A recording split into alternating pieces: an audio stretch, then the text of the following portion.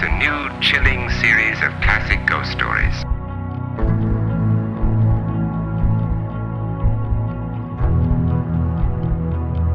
There is a fifth dimension, beyond that which is known to man.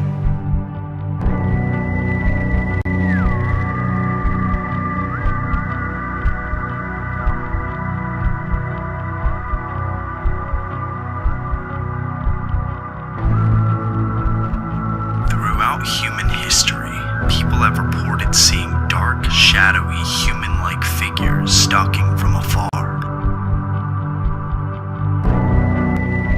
Something forcefully took Dennis Martin off that hill, and nobody will talk about it. Every fifth call I go on, I end up running across a set of stairs. Hello? Have you checked the children? By the end of the war, the Americans started to realize that the Germans had fantastic technology. In 1989, Al Bielek came forward to reveal his participation in the astonishing Philadelphia experiment, and that he had survived time warping.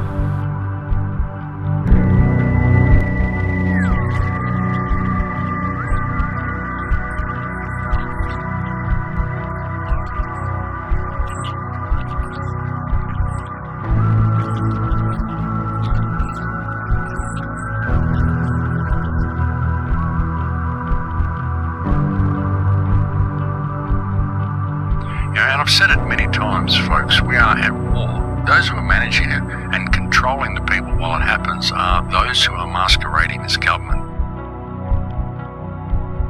When you look at the map, could we be looking at the remnants of the members of ancient worldwide civilization?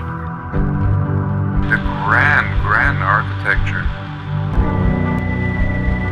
Who built all this?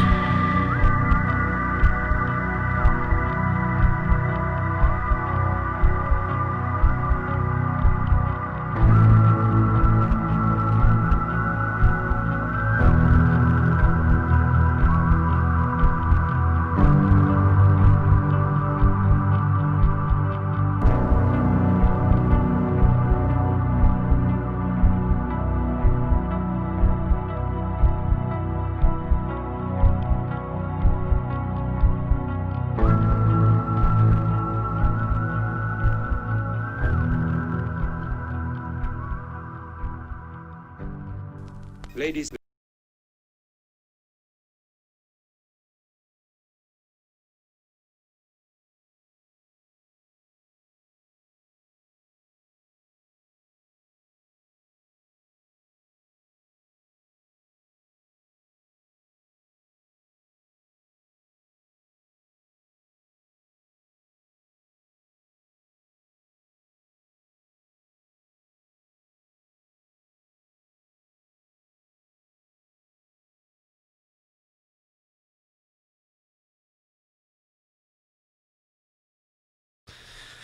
Welcome, everybody. Good morning, good evening, good afternoon.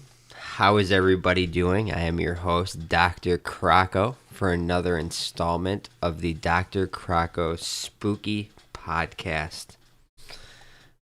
Now, we had a mysterious discovery out in the deserts of Utah, remote places where not too many human beings roam the land as they might have once used to. What they found was about a 12-foot, what looks like a solid steel monolith. And a lot of people are scratching their heads as to where it came from, who put it there, how long has it been there, and most importantly, how did they get it into the ground? Now, some questions have been answered because of the technology that we have in this country. Google Maps, we were able to decipher the year that it came into existence the date and the coordinates, but we have no answers on who put it there, why they put it there, and how they get it into a solid rock ground in the deserts of Utah, the mountains of Utah. And Utah is a famous place for, if you've ever driven through Utah or been to anywhere in Utah, maybe Salt Lake City, but the more rural parts where you're driving through where you won't see anyone for miles, amazing petroglyphs, a lot of old world things, a lot of old world connections, a lot of talks of giants from back in that time when giants roamed this great land. In those days, those were giants. That's the verse from the Bible, and that's how they put it. Let me preface this stream like I preface every other stream on Spooky Podcast. These are my opinions. Now, when we do a true crime story, I try to get as factually accurate as possible. When I'm doing a fantastical story, it is a fantastical story. We delve into the mysterious. That's the point of the channel. Now, some people take that a tad too serious.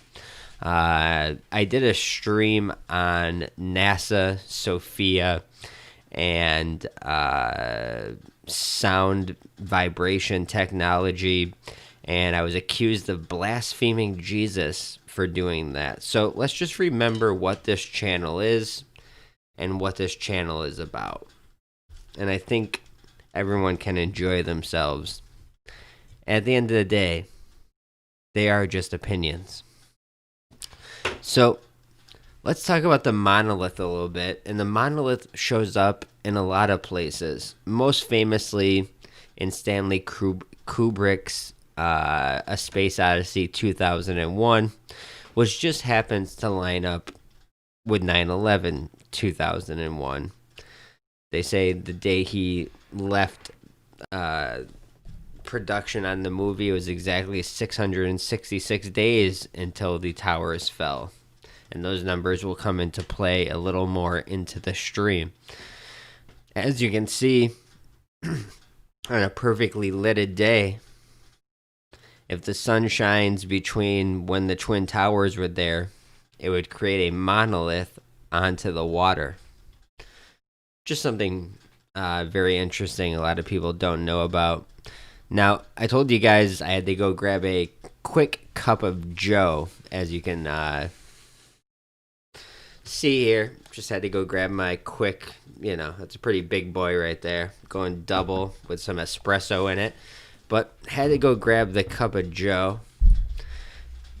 Now, did you guys know that the origin of cup of joe was because, in 1914, there was a ban on alcohol on Navy ships, and there was a secretary that was on this ship called Josephus, or they would call him Joe Daniels. And after his order imposed near the beginning of the World War, the strongest drink a sailor could get on a ship was a black coffee. So they would say, "Get me a cup of joe." And that's where the idiom came from, and that's how it got into our culture. So if anyone ever wondered where a cup of joe came from, that's where it came from. I'm sure all of you knew that. So. Brian Hildebrand says, Davey says monolith, not monolith. It's a monolith. Someone said the wacko Mormons did it. Well, they got something special in Utah. Utah is a very peaceful place. Most Mormons will be very nice to you, very accommodating. So I'm not going to be making fun of Mormons today. But I want to just make sure the chat was on the screen on the other one, so let me really quick make sure that I have the chat on this screen as well, so you guys can see that, because that's annoying if it's not there. So just give me 2 seconds. It should I thought I would have already shown up.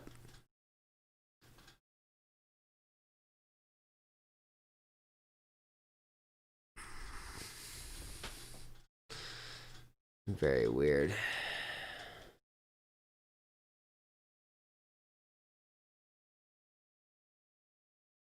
Alright, Streamlabs chat box. It's got the picture in there for some reason. Okay, so this should be good. Maybe in a few minutes that'll pop onto the screen. If you need to look at the chat, just look at it on your just on your mobile or on your desktop device. And we'll just put the doctor there for now until the chat comes up. So in Utah, there was a discovery of a monolith yesterday, and we're going to go through monoliths. We're going to go through giants that roamed Utah. We're going to talk about some famous monoliths that some people might not know about. You guys may not know about the UN meditation room that has a 6-ton magnetic monolith in it as a prayer room at the UN. Very odd. We'll go through Utah, Moab to be specific, and talk about some of the petroglyphs with the 6 fingers and 6 toes. Going to talk about a little bit about the Nephilim and the Watchers and the Giants.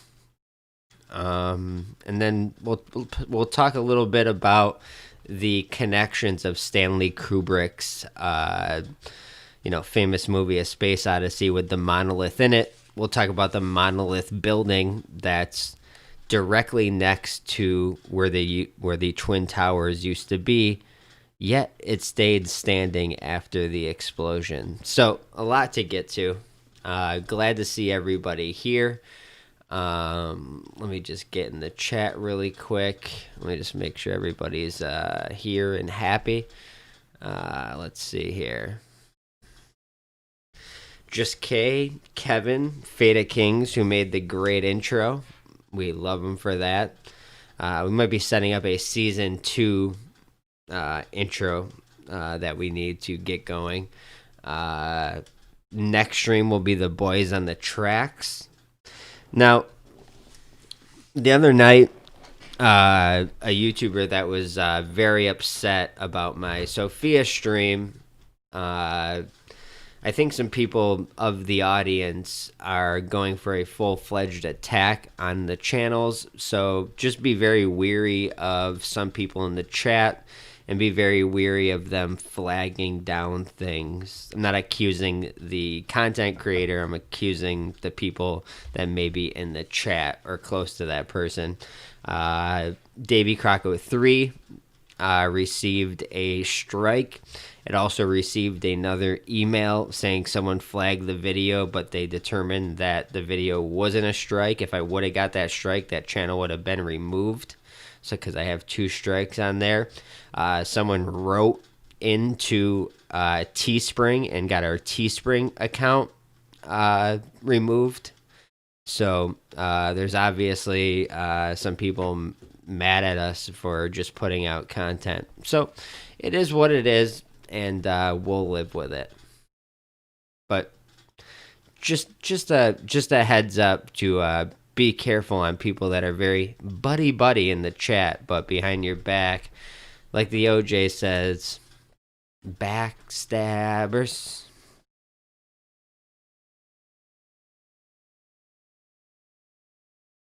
There were giants in the earth in those days. And also after, when the sons of God came into the daughters of men, and they bare children to them, the same became mighty men which were of old, the men of renown.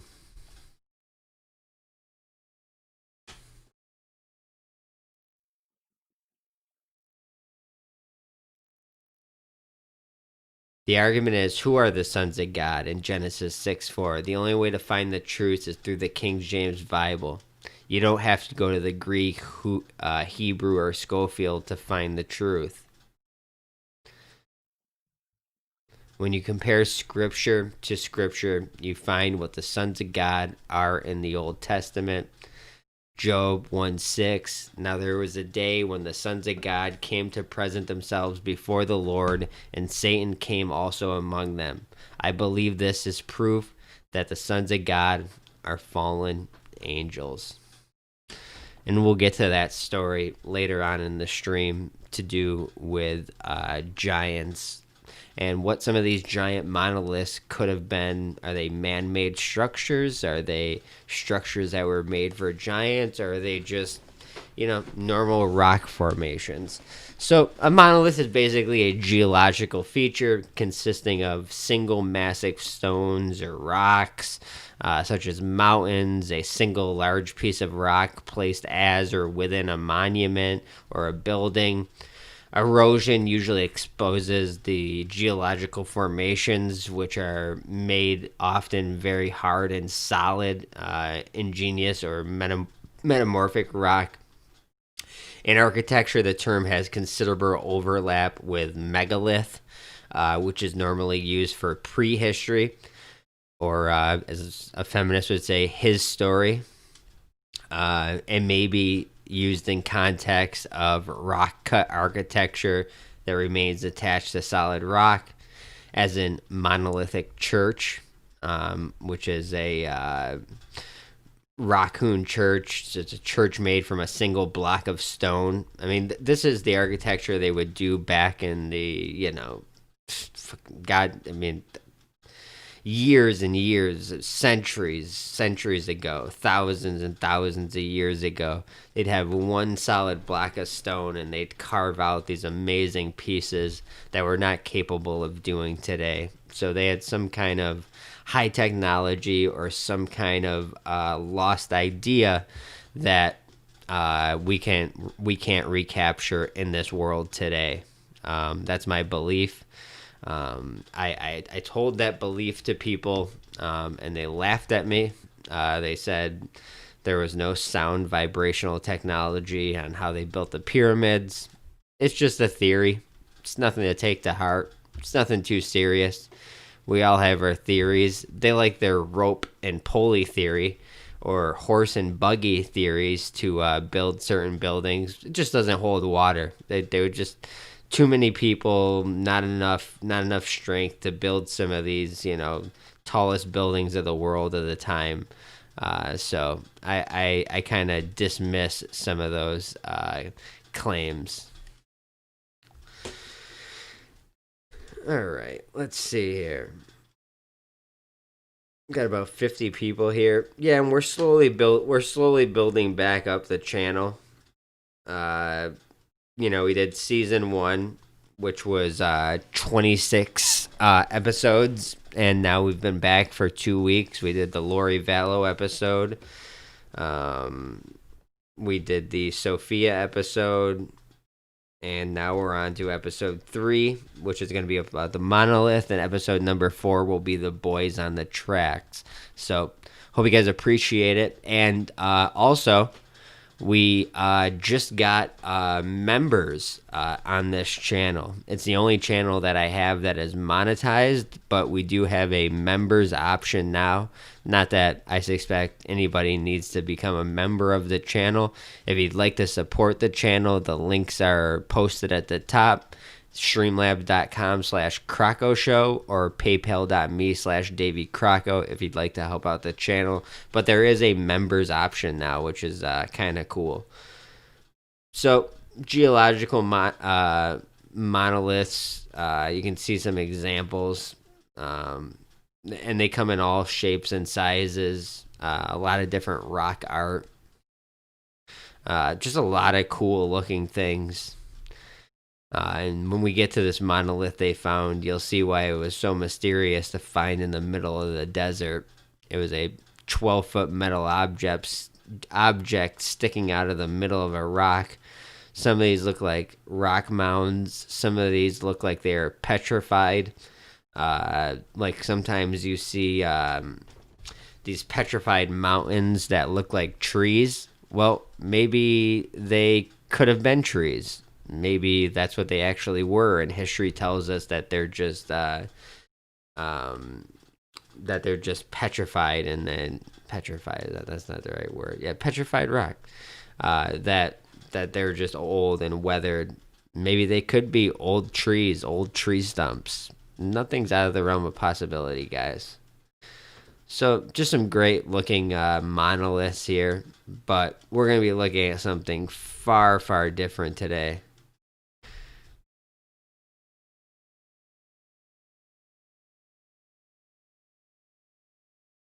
If you go to the ancient origins of monoliths, you have stuff like Easter's Island. You have intricately carved megaliths in Ethiopia. You have the carvings of sacrifice at Sarosichin, 3,600 years old. Obviously, you have some of the oldest buildings in the world that Göbekli Tepe, which basically turned science on its head because they said humans weren't smart enough to build things, past 10,000 years ago. And this dates back to about 14,000 years ago, which means it had to be passed down from 20,000 years ago. So they're off on their history, but scientists will never change their history because then they have to rewrite everything that they've ever done. So they don't like people questioning their narrative. They don't like people questioning what could actually happen out there and what human beings were capable of back in those days. But this is something we have to deal with modern science. So, oh well. Still wondering why the chat won't show up on the main screen. Gonna try it one more time, guys. I'm sorry. I'm gonna try it one more time.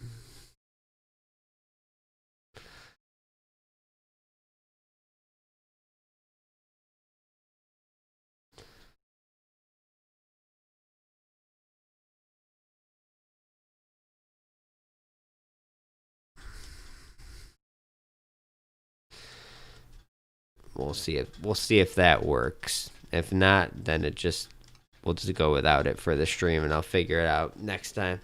All right, back to business. So what happened with the discovery that was all over the internet, that was all the rage of the internet yesterday? Well, a DPS crew discovered a mysterious monolith from air in remote Utah wilderness. Now, wilderness is a odd word. I mean, we're talking about just mountains, desert, sand, rock. Not really a wilderness per se, but we'll let them say what they want. That's allowed.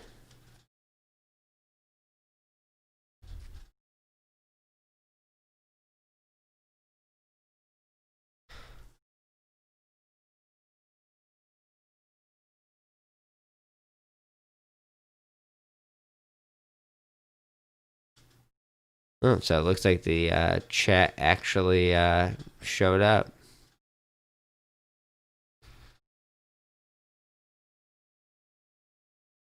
Very nice.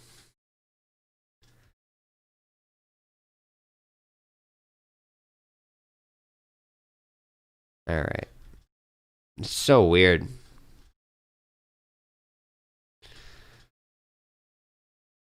We'll just have to deal with that.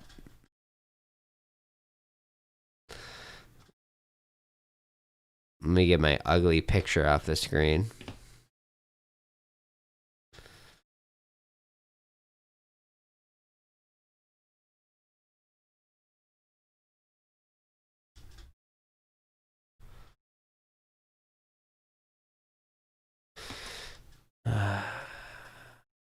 Give me 1 second, guys. This is giving me problems.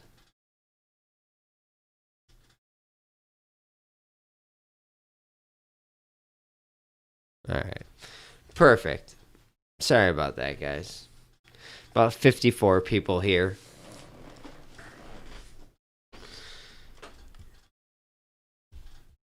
Alright, so it looks like we have chat on the screen now. Even though we'll be going full screen for some of this stuff. So, here's the video of what happened yesterday. And the discovery was made earlier in the month, and we'll get into that. But this is the main story. It immediately caught in the middle of the southern Utah wilderness. It immediately caught the eye of state officers as they passed overhead. It was an object so mysterious it compelled them to land. But what on earth is it? News specialist Andrew Adams is live tonight. Andrew? Dave, at this point, it appears to be something of a mystery. I mean, these guys aren't exactly ancient astronaut theorists trying to figure it all out. They're just state workers trying to do a job. But they definitely found something that appears to be out of this world. Captain's log, stardate 11/18/2020. The crew of the Utah DPS helicopter traveled to southern Utah on a mission to count bighorn life forms with wildlife officers. And he's like, whoa, whoa, whoa, turn around, turn around. And I was like, what? And he's like, there's this thing back there. We got to go look at it. The crew had spotted an object of unknown origin on the red surface. Okay, the intrepid explorers go down to investigate the alien life form. In the middle of the barren desert stood a mysterious metal monolith. I would say it's probably between 10 and 12 feet high. Yeah, it's just wild. We're kind of joking around that if one of us suddenly disappears, then I guess the rest of us make a run for it. So Pilot Brett Hutchings says it didn't look like it was dropped there. It was firmly planted into the ground. We're like thinking, okay, is this something like NASA stuck up there or something? You know, are they bouncing satellites off it or something?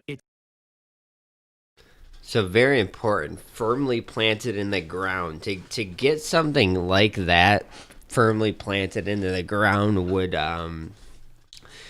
these aren't a couple of Utah Mormon or some hillbillies going out there in the middle of the mountains and standing this thing up. I don't know how heavy this is. That has not been determined. If it's hollow or if it's a full filled structure. If it's a filled structure, this took some man work. There's no tracks around this. Even through the Google images over the last 4 years, there's no trackings of equipment like a Caterpillar or something like that going in and out. So it's just a very odd, peculiar thing, and the location of it makes it even weirder. Someone said, what's it made out of? No rust. Oh, the 33 Fractures who left a comment saying that, why do I simp for Mersh and call myself a truther or something like that. Buddy. Seems to be a stainless steel. Seems to be a... I've heard aluminum to stainless steel. Say tungsten? I haven't heard that one thrown out yet, but steel, I mean, something that can't rust for sure. I mean, there's definitely that. It has that going for it. Less scientific and more artistic. I'm assuming it is, some new wave artist or something, or somebody that just is a big 2001 Space Odyssey fan. The similarity to the space movie was unmistakable, as was the bizarre effect it had on observers. It just was kind of unusual and stuff. The universe is filled with the unexplained, and this journey to southern Utah only raised more questions. As the crew headed home, they only wished they had the answers. Yeah, I have to admit that's been about the strangest thing that I've come across out there in all the years of flying. And that's what Hutchings saying. He sees all kinds of unusual things from the air.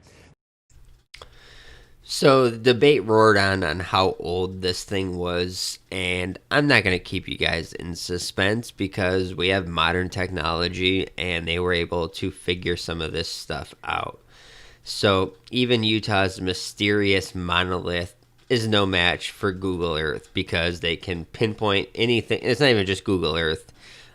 private companies, a lot of these people can, pinpoint anything they want at any time. It's just finding the coordinates, and you'll find the coordinates of this very, very interesting. And a friend of the channel and a friend of mine, Casey from Enter the Stars, put together a very, very good video before he even knew the coordinates, just talking about how this was found on the 322nd day of 2020. 322 obviously having skull and bones references to it. So just a couple images for you guys so you guys can get a look at this thing. Has a triangle-like shape. This will give you an idea that you're looking at a 12 to 14 feet. 12 to 14 feet, 12 to 14 foot monolith.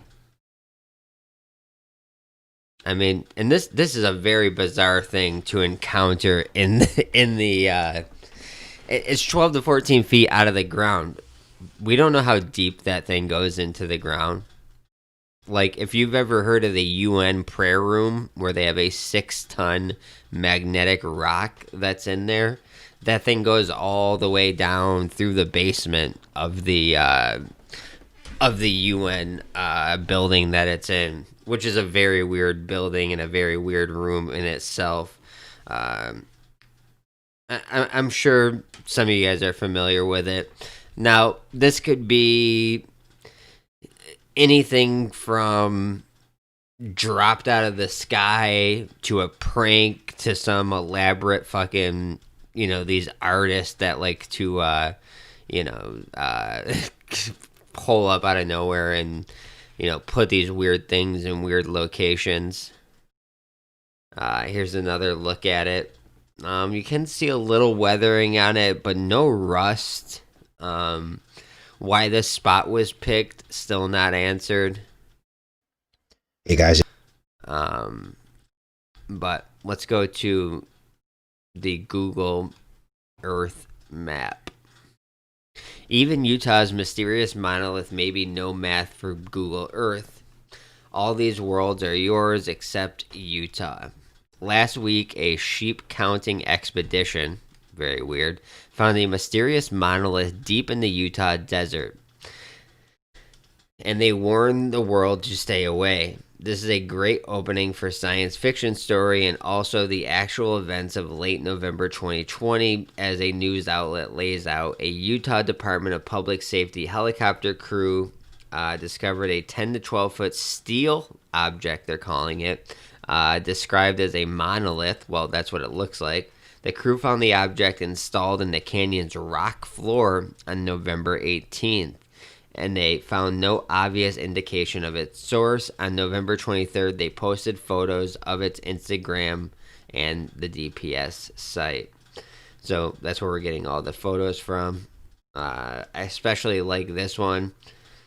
This gives you a good height comparison, and it just shows.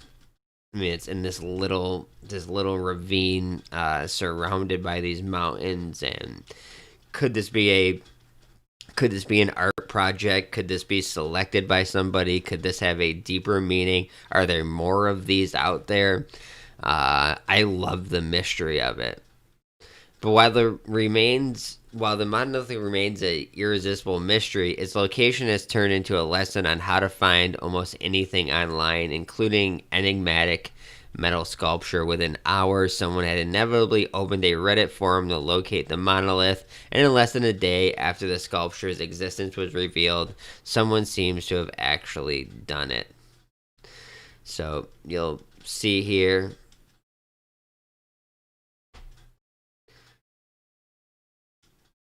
This is from 2015. You don't see anything. And then when you go to 2016, you can see the monolith and the shadow coming off of it in the middle of your screen.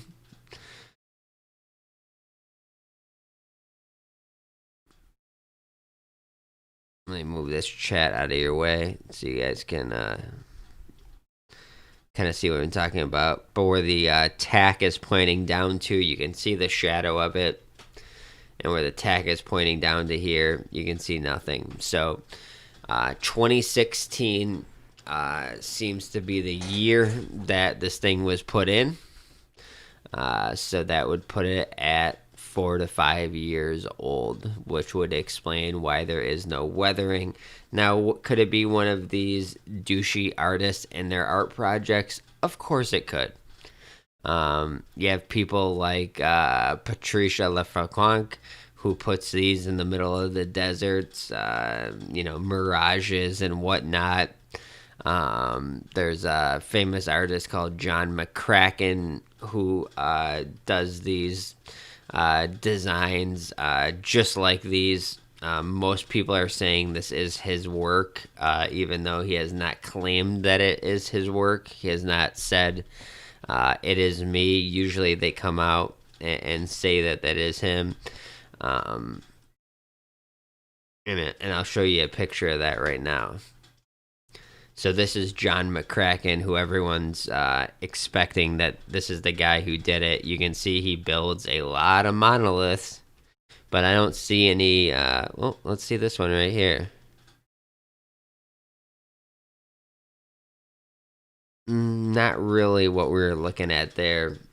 We're looking at a stainless steel triangle shape, where he's doing more of a Stanley Kubrick black monolith. But people think it is John McCracken's work. Now, Enter the Stars, Casey, friend of the channel, friend of mine, put together this little video explaining his thoughts on it, and he got into the numerology of it. Enter the Stars. And during the live show this morning, many of you had mentioned this brand new Utah monolith. Now, I'm going to call this the new Georgia Guidestone. We can actually call it the Utah Guidestone, and I'm going to tell you why in a little bit. But in just... Yeah, and I had a thought of the Georgia Guidestones right when I saw it, but unlike the Georgia Guidestones, it has no writings on it, and it has no rules for laws of humanity to keep the population to a certain count. So while it's a weird thing that was put there by somebody unknown, it's not exactly the Georgia Guidestones. It's just a very odd monolith sitting in the middle of the mountains and desolate area in Utah. Just a quick look at this particular mysterious object that was supposedly discovered by people flying over in a plane. I made some pretty fascinating discoveries. Now, this thing is 10 feet tall, 3 meters, and just so happened to be discovered on November 18th, the 322nd day of the year. Of course, that's 3/22, Skull and Bones. And we know for a fact that the Georgia Guidestones were erected on 3/22 as well. So there is a definite connection between these two objects. Now, this was 40 years ago. That is another very important number. Now, as far as I can tell, these two objects seem to be about 1,551 miles apart. We don't know the exact location of where this monolith is, because they won't tell us the exact location, because according to the story, they're not telling people because they don't want people out in these remote areas looking and searching for this thing, which is very, very suspect as well. But there's something going on here. Definite connection between Georgia Guidestones and this new metal object. Let's read a little bit about this. It says, who embedded a large metal monolith in the remote Utah desert? State wildlife officials are scratching their heads after discovering a bizarre 10-foot tall installation. Now, there are no tracks really going in and out of this thing. It seemed to have been dropped in from the air somehow. Very strategically placed.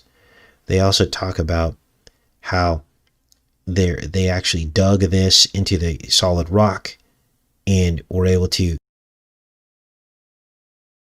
Special thanks to Just K and Rasta Man for becoming a Spooky Show Legend member. I really appreciate that, guys. I was surprised as anybody. This channel doesn't delve deep like my other channels that get strikes and will never be monetized. Even though YouTube put a new policy in where they're taking demonetized channels and channels that they call borderline content and basically want to remove from the platform and putting ads on those videos so they can collect the money. This channel is actually monetized, but that's because we talk about subjects like this that aren't really, they're conspiratorial in nature, but they don't seem to be the ones harming YouTube. That's what we use our Davy Crocko 2 and Davy Crocko 3 channels for. And that's why we always receive strikes. We have 2 on Davy Crocko 3 right now and 1 on Davy Crocko 2. So be looking forward to some dlive streams in the future. Set it up. And that this was probably very challenging and difficult to do, to actually get it out there. They also surmise that maybe the thing was pinned together, because you can see it's bolted together. There's like paneling on it, and they're not sure if it's solid or not. And of course, they go into all the speculation of what they think this thing's about, and make jokes about, of course, all of us, the people who break these things down. But look at this. You can almost see some kind of imagery in the rocks here. I don't want to go too far into what this looks like, but it definitely looks like something very bizarre. And they picked this spot for a reason at the base of this canyon. Does not look like it's been there very long. Otherwise, it.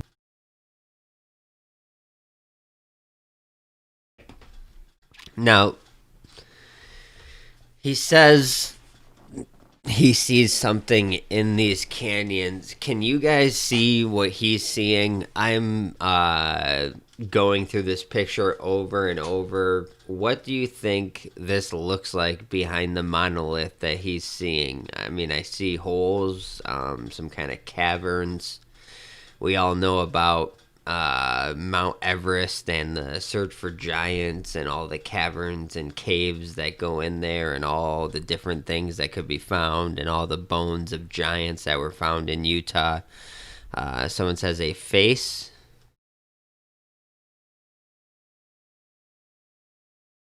That would be to the right with the 2 eyes and the nose and then the mouth underneath to the right of the monolith. I could see that. I don't know why he wouldn't dive deeper, but if you guys aren't subscribed to Enter the Stars, he's going to be doing a follow-up stream on this on 8:30 tomorrow morning, 8:30 a.m. I noticed the eyes and the nose. I was just wondering if anybody saw anything else that stuck out to them. But yeah, just a very weird location. Could be a specific location as it's facing directly towards that face. There could be more meaning to this than they're leading on to. I kind of feel like they're going with, oh, it's just a random artist. They love putting their random things up. This is a very remote location to go put this up. And is it for personal use that no one might ever find it? I'm just dismissing the artist thing right now because it just doesn't make sense to me. So we have the mystery monolith you can see from the Google Earth images.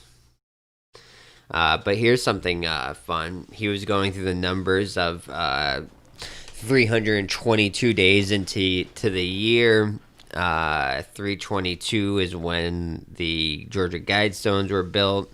3 times 22 is 66. A lot of numerology there. But when it's geolocated, its coordinates are 109.666.190. So it has the 666 in the coordinates, which is just another very odd thing you got going on. And here's an overhead view of exactly what you're going to see here.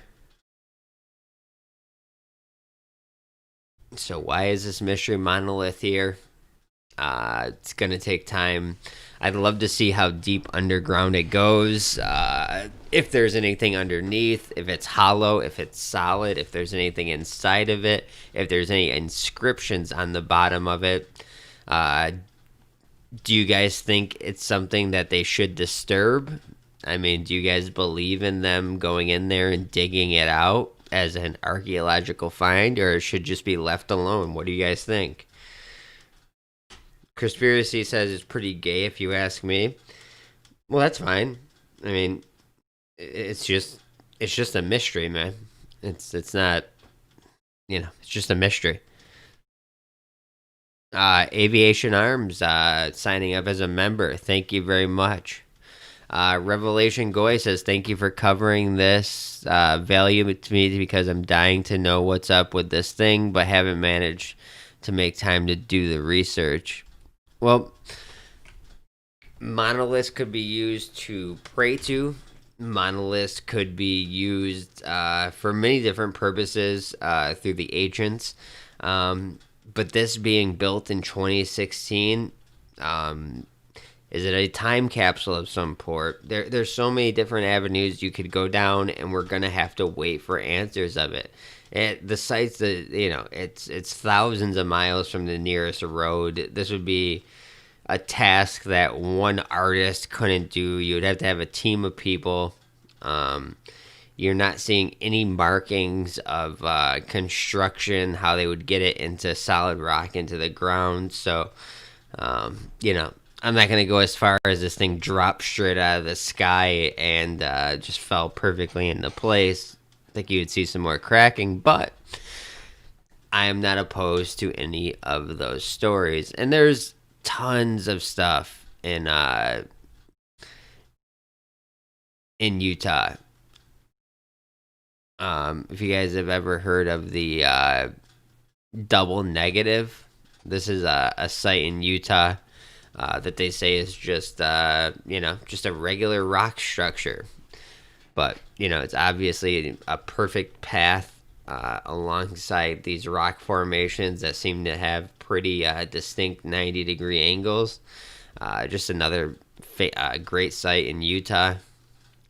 You have the Spiral Jetty, which is an art project that was done in the 70s.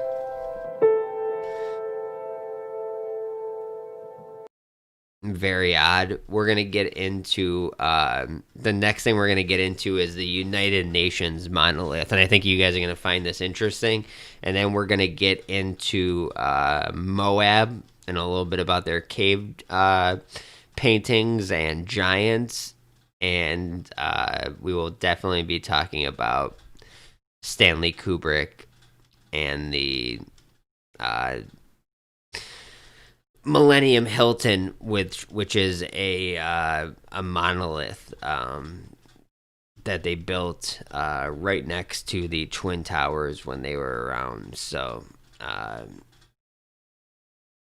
we'll just start with this.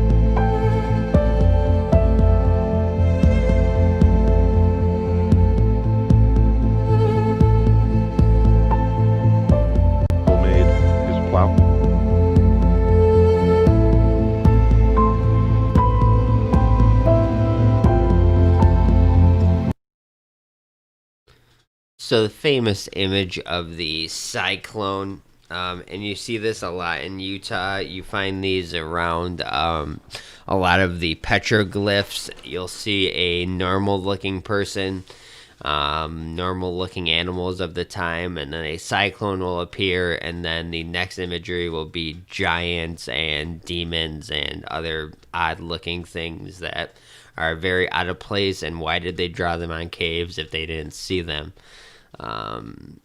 Some people say maybe it was the use of hallucinogenics, but I tend to think there was actually giants roaming in those days and demons and all of these things, and they were drawing what they were seeing.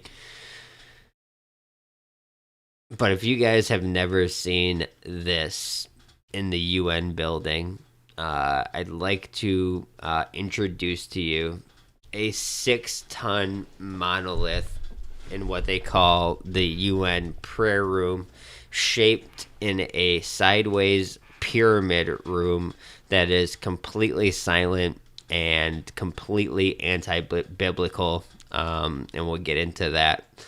Let me make this larger for you guys here. How many people are familiar with the UN prayer room?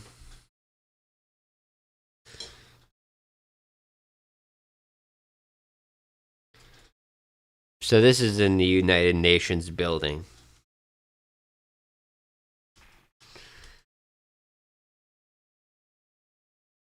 I mean, that's pretty fucking weird. Now, that's not just 6 tons right there. This goes underneath the ground all the way down. It's very weird. It's just a United Nations, of course, would have a weird prayer room with a magnetic rock sitting in the middle of it, right? That's who would do it? The United Nations. Fervent attack against the Bible and tie it in on what's going on in the earth. And a lot of you don't know this. So these are 2 gentlemen. They're going to talk about the anti-biblical nature of the United Nations and the prayer room. And just the agenda that the UN pushes, which is diversity, globalism, homosexuality, all things that the Bible rebukes, yet they want us to accept it. And then I got some work from Graham Hancock on this, and I also have a little. Bill Cooper actually spoke about this, so a lot of information on this UN room. With this new LBGT movement and homosexual movement or what have you, that's an all-out attack against the Bible itself. But we're going to go into it. I'm going to show you why they attack the Bible. But let's go into the famine. Let's go to Amos 8 and 11. Let me pause this real quick.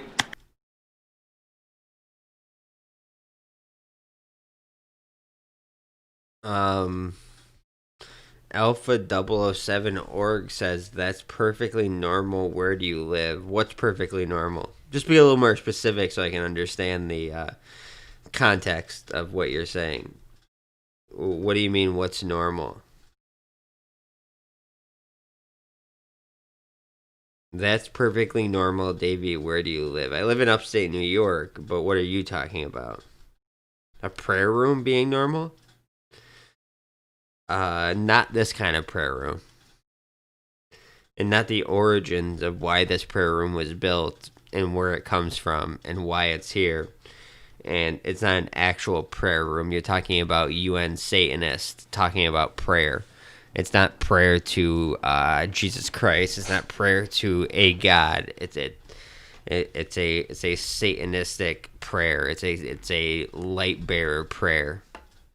So it's not normal. He said putting 666 tons of magnet in your house. Okay, so you're being sarcastic. My bad. I was like, okay, what was he talking about? Because none of this seems normal to me. Let's go to Amos 8 and 11. Read it. Amos chapter 8, verse 11. Read. Behold, the days come, saith the Lord power, that I will send a famine in the land. It tell you in the Bible that the Most High would send a famine in the land. Not a famine of bread, nor a thirst for water. Not a famine for bread and water. Everyone is eating. You're going shopping. You're going drinking. You got fat bellies. So the famine is not of food that the Bible is prophesying here. Read. But of the hearing of the word of the Lord. Read it again. But of the hearing of the word of the Lord. As we come closer to the end, as we come close to the end here, we'll hear the word of the Lord, which is the Bible, less and less. That's what's going on. Now, I can take you through a few phases leading up to where we are now. First off, when we fell as a people and went into captivity, the Romans had our record. Okay, they didn't destroy the record. They had no need to. They didn't have to destroy the record or tamper the record. The only thing they had to do was make us believe we weren't the people contained in the Bible. Okay, the record stood. The Bible stood in its totality. Now, when you go from that time up to this time, a few phases happen in which those same Jesuit Romans began to bring philosophies and ideologies and doctrine that had nothing to do with the doctrine of the Bible itself. When it comes to the direction of God's people, what would happen with God's people, they distorted all that, not through changing the Bible, but through doctrine and erroneously teaching the Bible and not dividing the word of truth rightfully. You understand? And by the time we began to awaken and come to the Bible, they were the authority. So they began to misdirect us in the Bible. And you can see the upside down cross, the Freemason cross, and the Synagogue of Satan, Star of David, with the Pope that embraces homosexuality and says that hell doesn't exist, and sits on a throne in front of a Jesus Christ that's been mutilated through a nuclear disaster. Vatican is not religion. Vatican and the Pope is not religion. It is commercialized religion pushing a satanic agenda. Religion is your personal relationship with your God, and in many cases, I believe people here, their God is Jesus Christ. But I'm not going to delve deep into that and tell you, what your religion is and what you believe in. But, just from reading comments and stuff like that, I would believe that, you guys are followers of Jesus Christ. The Pope does not represent, he's supposed to be the person that brings the word of the Lord to the people, and he's bringing the word of Satanism.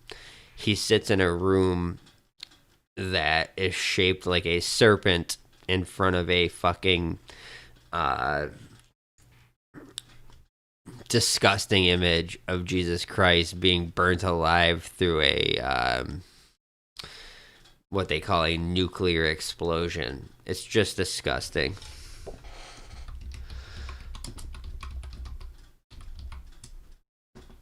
Let's see the Pope's Serpent Hall. I'm sure you guys have seen this a million times, but 1,000,001 doesn't hurt, just to kind of show people what we're talking about here, where this guy sits and what he sits in front of. Now, if this is your spiritual leader, I would say get some help. So this is the hall he sits in. Obviously, that's a serpent with the two snake eyes, the scales on the top, and even the two pillars that are at the beginning are fangs. It's a serpent. He's literally in the serpent.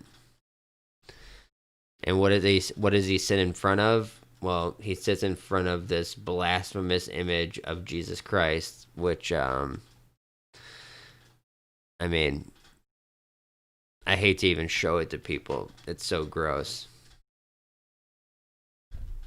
But you have the Pope sitting in the middle, and you have this elaborate bunch of demons coming after Jesus, and the middle image is See if I can get a higher definition image. Jesus half mutated from a nuclear explosion. Yeah, here we go. I mean, so in the serpent hall, where those fangs are, sits this. The Pope, and then all his people in their black robes. Black robe is, something that's awarded to judges and people that are behind Satan. But this is his depiction of Jesus Christ. Why would you put this up? Why would you do this? Unless if you're blaspheming. What would be the point of this? There's no explaining away. It's a bunch of demons coming after Jesus Christ. His face is half mutated, and he's coming out of a nuclear explosion. Absolutely disgusting, blasphemous. And that's from your modern day Pope. The cool Pope. Yeah, he's so cool, man.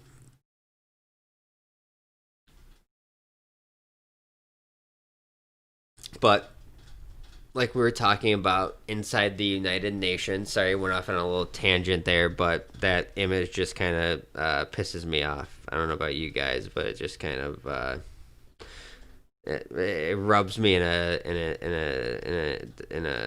disturbing way. It pisses me off.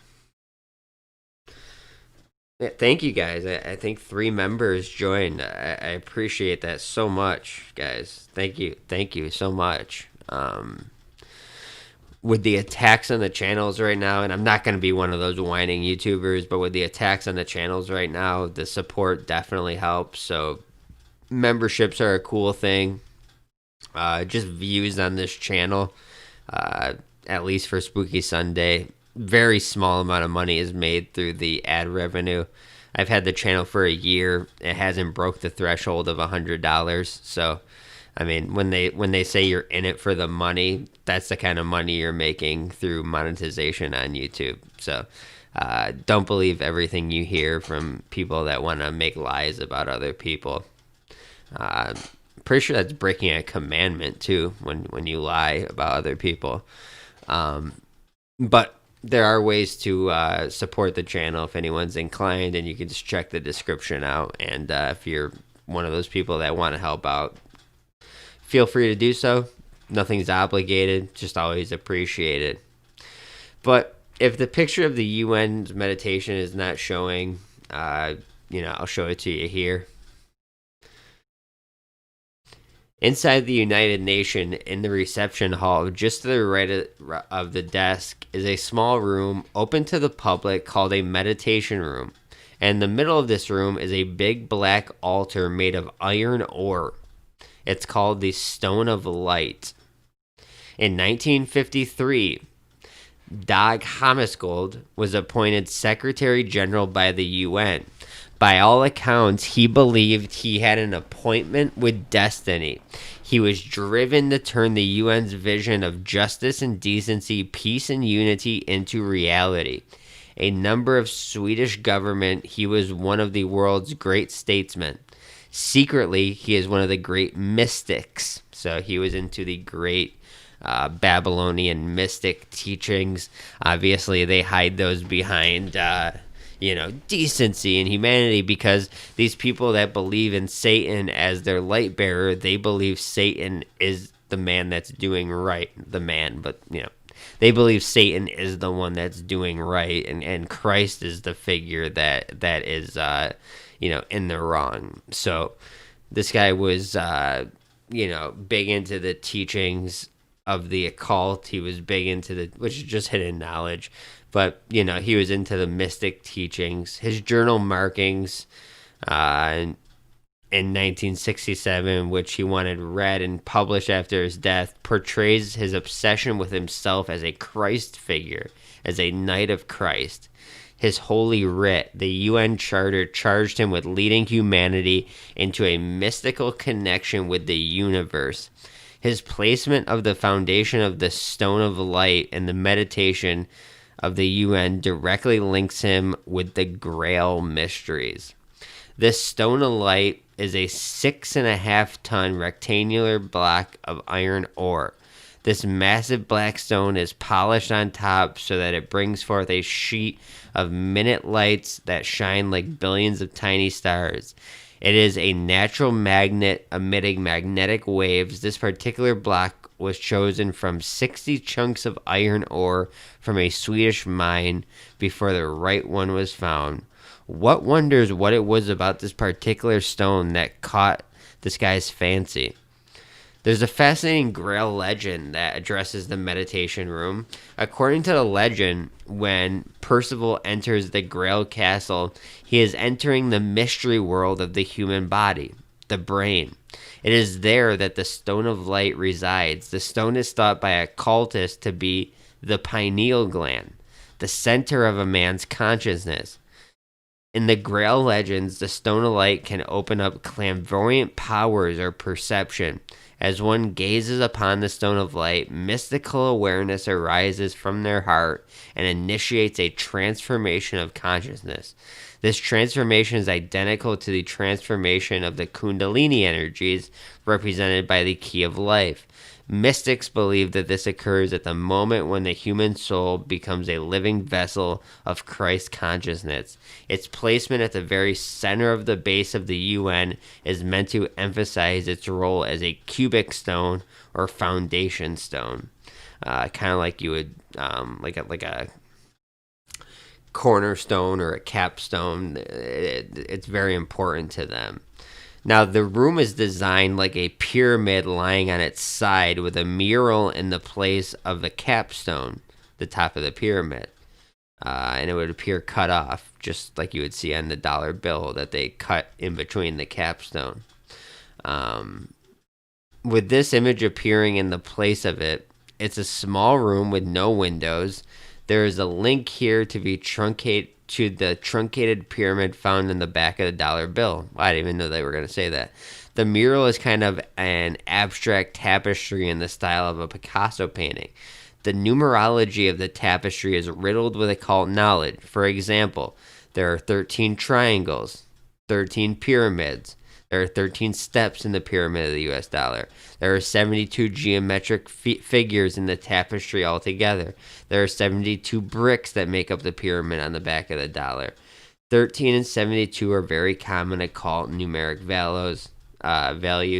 There are 72 columns around the courtyard in St. Peter's Square at the Vatican, and the occult pentagram, the points at which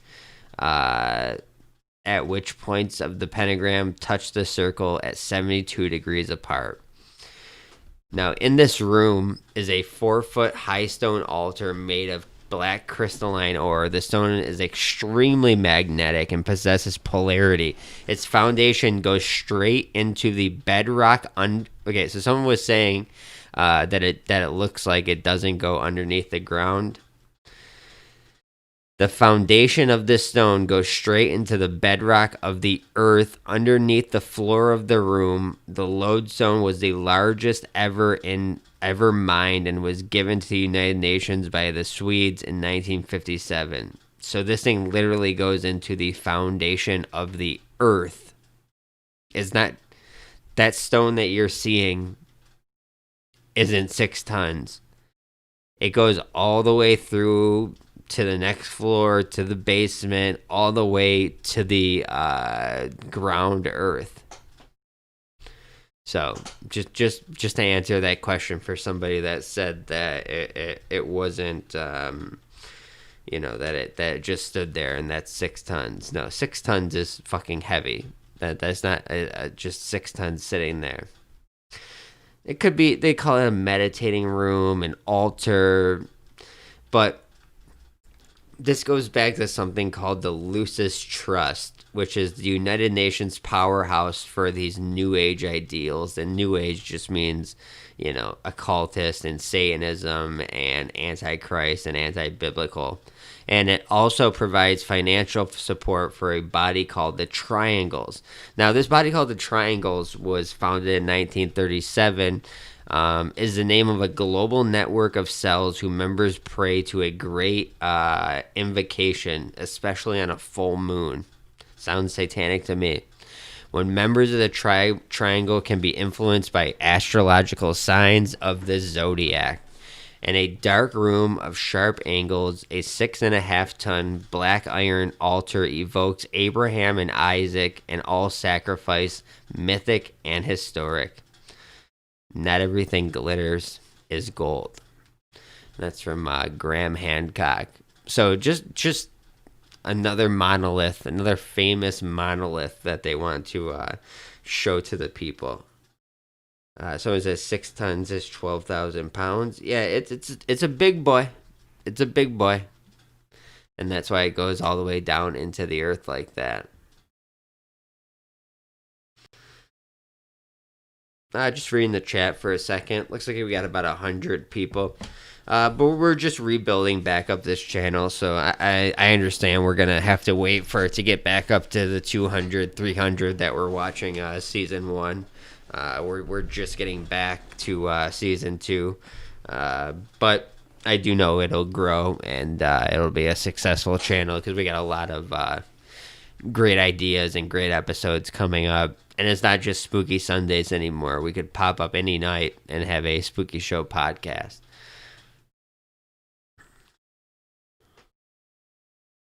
Folks, make sure that you're in a chair, you're comfortable, you got your mind open, you got a pad of paper and a pencil by your side, because we're going to spread some light in some dark corners.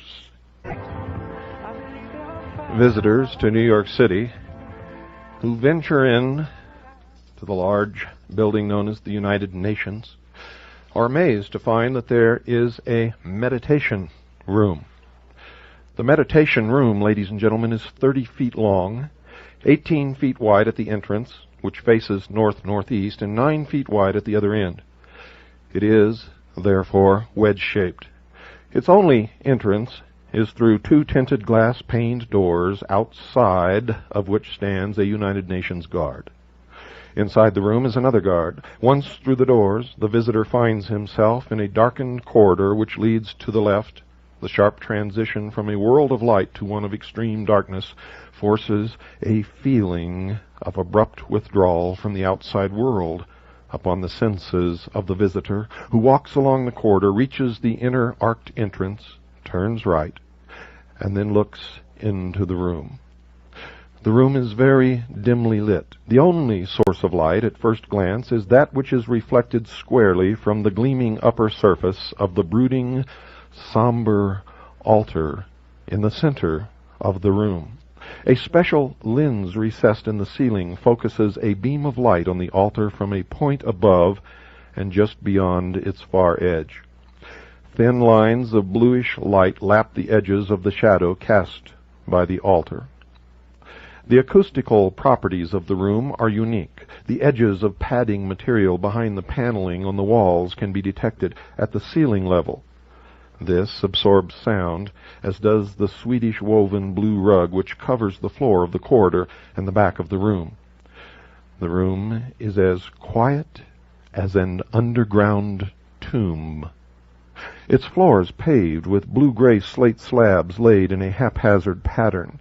At the edge of the rug are 2 very low railings extending out from the east and west walls of the room. The center space between the railings is some 6 feet in width. To the right of the inner entrance are 10 low wicker benches arranged in 2 rows of 3 and 1 back row of 4 against the corridor wall. Attempts by visitors to pass the railings are discouraged by the guard.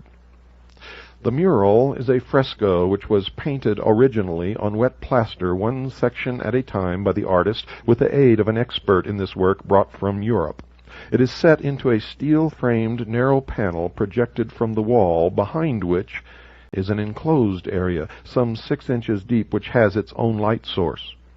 A small square projector set close against the front base of the altar throws a diffused beam of light from a recessed aperture upon the surface of the mural.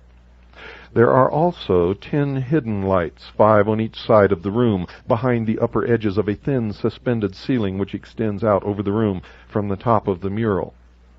The 18-inch space between the two ceilings contains the light control apparatuses. The lower ceiling is wedge-shaped and separated from three walls of the inner room by a foot-wide space. Thus the room appears to be much longer than it really is, because of the many converging lines leading into the narrow end, the corners of which are rounded off on either side of the mural. The altar is 4 feet high and rests on two narrow cross pieces. It is a dark gray block of crystalline iron ore from a Swedish mine and weighs 6 1/2 tons. The Swedish government presented this block of ore, the largest of its kind ever mined, to the United Nations in early 1957. The chunk rests on a concrete pillar that goes straight down to bedrock. The area and passageway beneath the room are closed to the public. The chunk of ore has been described as a lodestone or magnetite, which is strongly magnetic and which possesses polarity. In northern Sweden are what may be the largest magnetite deposits in the world, believed to have been formed by segregation in the magma. Magma is the term for molten material held in solution under the pressure of the Earth's crust. The fresco mural was described in the United Nations Review of January 1958 as having been designed, quote, to conform with the purity of line and color sought for what Secretary General Dag Hammarskjöld has called a room of stillness, unquote. It was painted predominantly in shades of grays and blues, but includes yellow and white patterns and a black half-sphere. Light, pure colors intersect to form deeper shades. The New York Times described the fresco as being 8 feet 8 inches in height and 6 feet 8 inches in width, more brightly illuminated at the top than at the bottom. Bo Beskow, an old friend of Dag Hammarskjöld, painted the mural. Quote, Dag had me start sketches on this last summer, unquote, he said. Quote, he wanted me to do the actual work right here in the room, so I have been here since October 6th, 1957, unquote. The mural was seen for the first time, ladies and gentlemen, on November the 11th, 1957. During the period of the remodeling, the guards were on hand during the day to keep out the curious, and at night the room was locked up with a chain and padlock. The artist said of his work, quote, it has no title, and you can make what you wish of it, unquote. He explained that the geometric patterns in the mural repeated the proportions of the room, and those of the focal point of the room, the piece of iron ore. He also said that he intended to give a feeling of space with the picture. The United Nations Review story stated that, quote, he sought to open up the room so that the eye can travel in the distance when it strikes the wall. To give a slight upward movement, he said he designed winding circles in a spiraling diagonal line which might be compared to a vibrating musical chord. As a resting spot for the viewer's eyes, he provided one spot of black amid the light colors, a half circle at which all lines of the fresco and the room converge. In the New Yorker story cited earlier, Beskow was quoted as saying, quote, my fresco contained no intentional symbols, though I've heard people say that the black and pale blue circle in the upper middle section of the panel stands for the cosmos. All that I seriously sought to do was to open up the wall in order to let the eye travel farther, and to open up the mind, provoking meditation, but not directing it. And there you get back to their astrology and total anti-biblical and total Satanistic agenda from the UN, which we're seeing play out in 2020. Just a quick picture. This is just like the monolith scene in the movie A Space Odyssey 2001 by Stanley Kubrick, who was famous for putting hidden knowledge in his movies like A Space Odyssey, Eyes Wide Shut. All of his movies contain some sort of symbolism, and this building was erected right next to the Twin Towers. Yet, it remains unscathed. Now, when I was talking about the UN black crystalline ore, I talked about the Lucis Trust, which was the United Nations powerhouse in this New Age, this New Age religion they were trying to promote in this meditation room.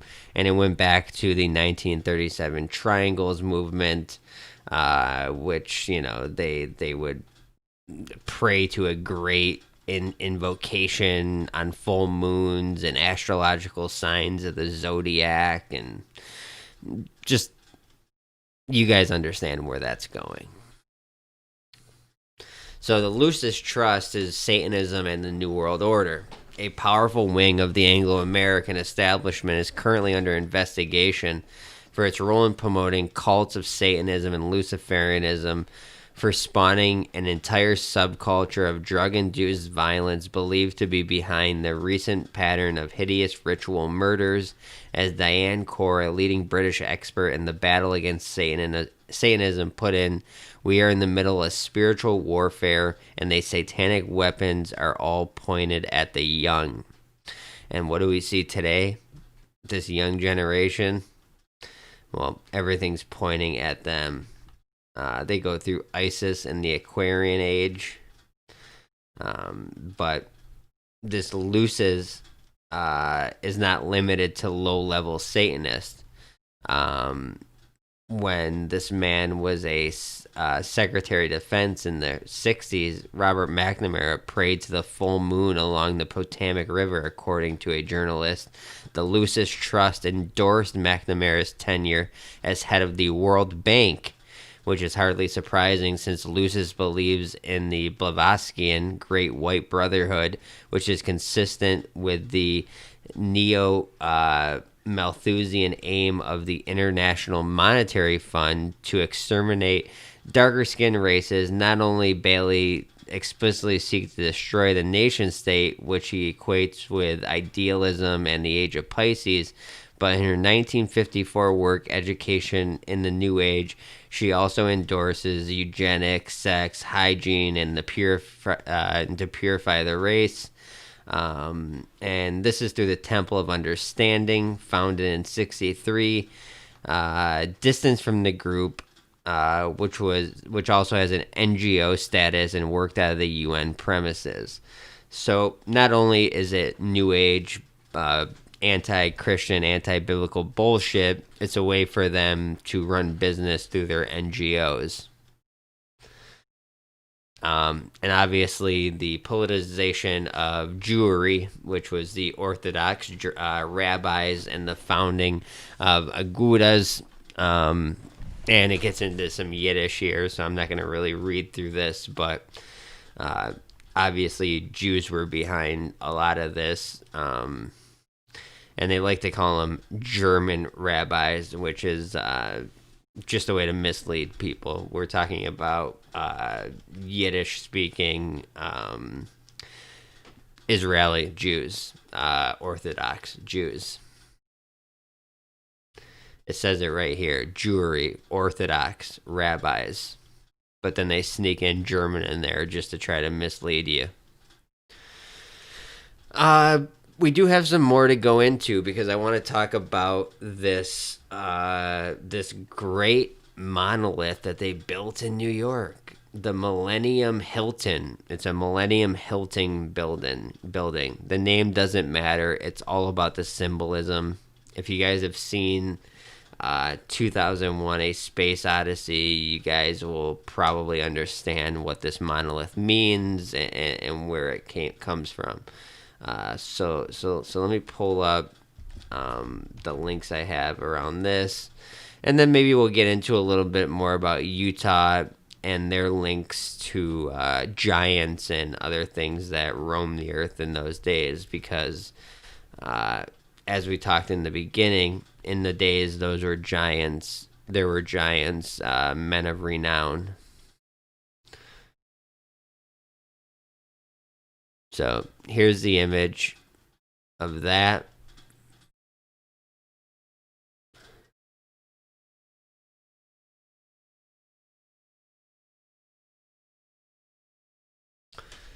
So this lady writes, I returned to the changing face of Manhattan and the world at large. For days I was besieged by people wanting me to photograph the area of the Twin Towers to see if the spirits of friends and loved ones would show up in my photos. Though I wanted to help, my thoughts were on Max and the Monolith and the strange new energy that permeated New York and the rest of the world. I could hardly focus, but went to work taking pictures of the area now called Ground Zero. I spent days taking photos of many places in the area, including the Millennium Hilton building, which reminded me of the Black Monolith in 2001: A Space Odyssey. It's not reminding you of it. They built this to mimic. The builder said he built this to mimic it. And if you want to know how close it is to the Twin Towers, you look no further than this. So the Twin Towers were completely destroyed while the 2001 pre-programmed Space Odyssey Monolith building stayed standing. Now, how amazing is that? I mean, look how close it is to the Twin Towers that used to exist. Now, I don't think too many people know about the Monolith building, but now you do. So this was before 9/11, obviously. 2001: A Space Odyssey, Eclipse of Time and Consciousness, Sacred Geometry. In the movie, you have the monolith underwater in the Atlantic. You have the monolith buried into the sands of time in Egypt, which is very reminiscent of the monolith that we saw in Utah, buried in the sands and the rock of Utah. Many stories, many spirits appearing in my pictures, some lost, some confused, not the usual smiles or greetings from past photos. Time passes for us in a linear fashion, but the images of these spirits who died on 9/11 had a timeless quality about them. It was like anything I've ever experienced while photographing spirits in the past. I could almost feel them frozen in time, like a film on pause while I captured their essence in the moment. There were many spirits who appeared to be walking through a long, crowded tunnel. Their images overlapped, lost and searching. Projected reality in an alchemy of time and illusion. Suddenly, one photo caught my attention. It was different than anything I've ever taken. It was Sophia tone. But why Sophia tone? Sophia, blood, bloodline, tones, harmonics. I had always believed that reality was created by harmonics, and that this could go back to the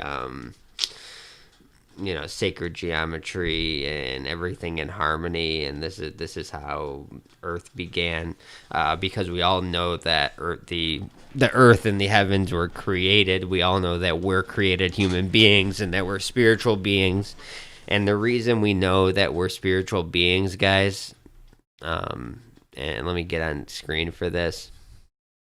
The reason we know that we are spiritual beings. Why is it? What is going on here?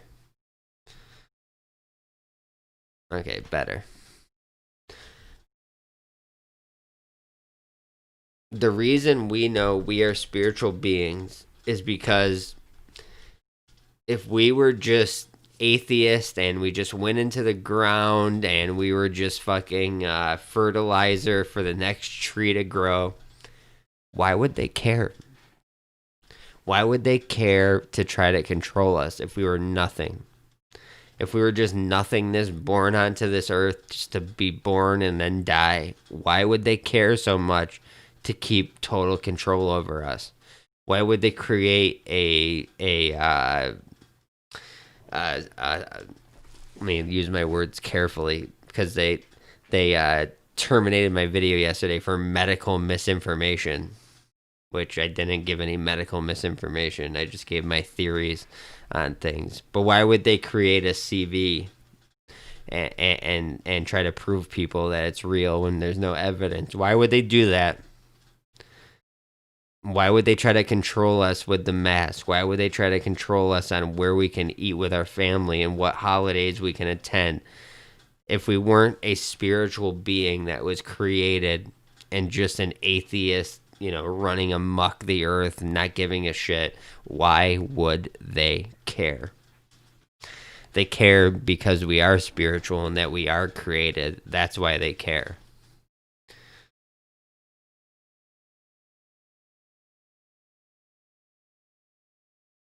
And just some more pictures of the monolith, but we can go a little deeper into that. I think I had one more article on that, and then we can get into a little bit about Utah. I don't even know how far we're into the stream. I just thought this was a fun little afternoon stream. Everyone wanted to talk about the monolith, and I thought I could give it a Dr. Crocko angle. Welcome, L, as a member of the channel. I'm so happy that I got a couple members today. I'm very appreciative of it. You get paid monthly from Google, and if we cross the thresholds of, I think you have to make $100 in ad revenue through super chats and members and all of that stuff. Everything helps. So I'm truly thankful for all you guys that support. Even people that support by just leaving a like or sharing the video or telling people about my videos or just watching. I appreciate it all. So thank you guys very much.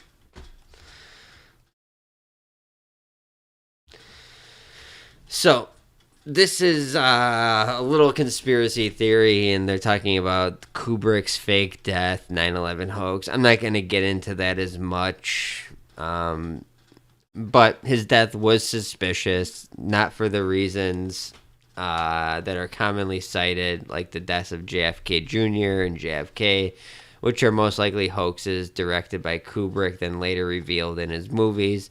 It's likely that Stanley Kubrick's death was fake so that he could devote full attention to directing the 9/11 hoax, which was the biggest staged event in history since D-Day. Well, I disagree. I think 9/11 was a binding and blinding spell that recreated history from that date on. I think everything changed. It altered our reality from the spell that was casted on 9/11 to the ways they took the building down, to the way they manipulated the buildings with explosives, the way they flew planes, the way that it defied logic of everything, the way they represented ground zero. Everything about it was a binding and blinding spell that traumatized the nation and changed life as we know it. So that's what I think 9/11 was. So they get into a little bit about comparing, and people love doing this. They love comparing the movie The Shining to pretty much any conspiracy they can find. In this one, they say Danny stops the tricycle and attempts to deal with what he is seeing. His psychic abilities kick in to deliver a vision of twins after they have been hacked to death by the caretaker's father. So they're trying to, and I'll just give you the conspiracy. They're trying to say the twins in The Shining are the Twin Towers. And then they're hacked to pieces, taken down, and this is their conspiracy. And I'm down for any conspiracy. They also use them identical twins with the Bell telephone tower, which obviously right next to the Twin Towers was the Bell telephone tower. So you have some weird correlations here. You have this is just crazy right here. You have the twins that represent the Twin Towers. Right next to it, you have a Bell telephone tower. And then in reality, you have the Twin Towers with the Monolith building in front of it, and right next to it, the Bell telephone tower. It's a very odd coincidence, and I'm not big on coincidences. And then they go through all the monoliths in the movie, the monoliths on the ground. But I will show you one telling picture side to side that really made me think of the script that is our reality. So the movie, so after 9/11 cleanup, the site became a massive rectangular pit with a single long ramp for access. In the movie 2001, it also includes a massive rectangular pit with a long ramp for access. Look at these pictures side by side, guys. I mean, this is kind of crazy. So here's ground zero. You got the pit. You obviously see the ramp going up. And then in the movie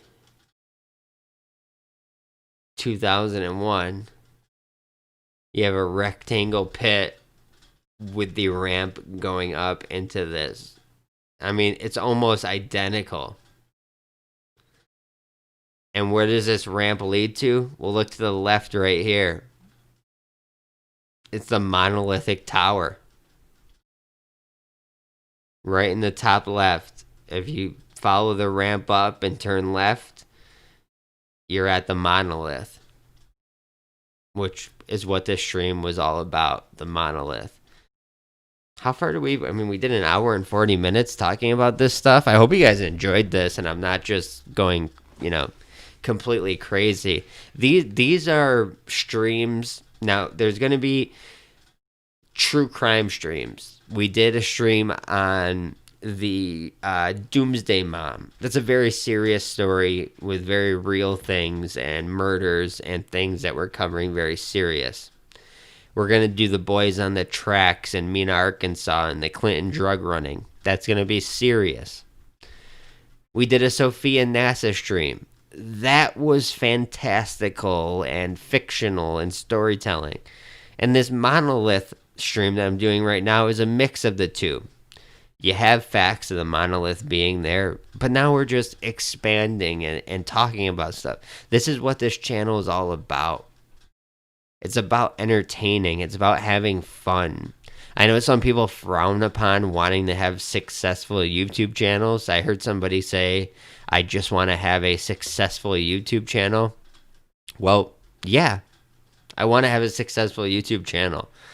I would like people to respect my research and have fun while they're here, but also get something. Terry Miller says, what stream? I thought this was a premiere. Well, Terry, you can live in your own world. It's all good. So yeah, that was just a weird picture back to back of this ramp. And could it be a coincidence? One of the most iconic images of the 9/11 hoax is the picture of Flight 175 speeding toward the South Tower. And then they say the movie has a similar image. It doesn't really get into much more.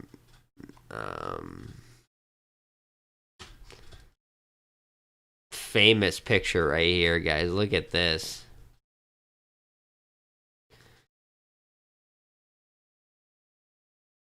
No damage done to the monolith. And look at the World Trade Center crumbling to pieces right in front of it. No damage. Just like the monolith sitting in Utah with not a piece of rust on it. This had fireballs and debris and flames, and all they had to do was spray some dust off on it, and it was brand new. There's something odd about that. There's just something odd about that. But yeah, we'll leave that there as far as the Kubrick connections and 9/11. Obviously, you guys have seen this before. This is nothing new. You fold the $20 bill and it shows the explosion of the Twin Towers. We know all this. We know all about the tricks of the fiat currency that they give us and all the signs and symbolism. That's the only reason for the $1 bill.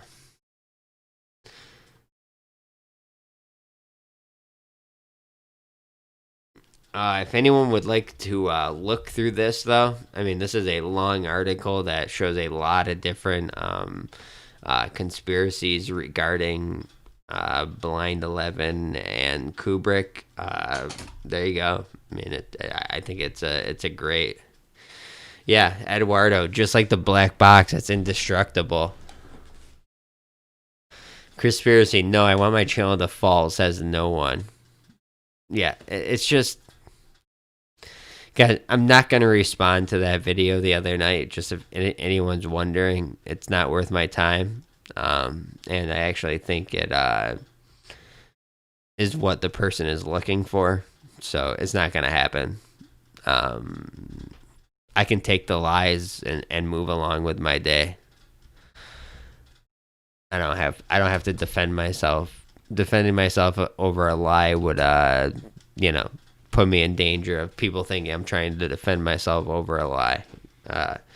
So you guys won't be hearing me attacking anybody or, just flying off the hinges, being unhinged, and just making a fool of themselves. I will not do that.